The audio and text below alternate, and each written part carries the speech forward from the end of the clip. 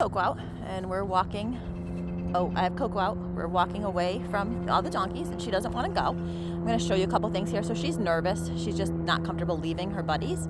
So with these guys, when you tend to pull on them, especially when they're nervous, now there are times I will just put pressure on them, but that's kind of all shades of gray. But when they're nervous and you put pressure on them, a lot of times they just kind of resist against you. She's coming up a little bit at a time, but that's not how I want a donkey to lead. I don't want that have to drag them every step. So what I find works a lot better is I loosen the pressure on the rope. I hold up my hand target and ask her to touch. Keep the rope nice and slack. Yes. And then when she touches, she gets a treat. Again, this is just for when they're training.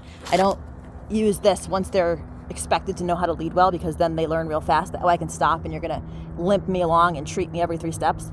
Not the case. But since she hasn't been worked with very regularly since she went to her owners, we're just starting back at the basics and just kind of doing this. So good girl. Let's walk.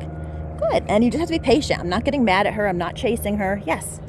And as she gets more confident, she'll walk more willingly. It's just patience and donkey time and letting them think about it for a while.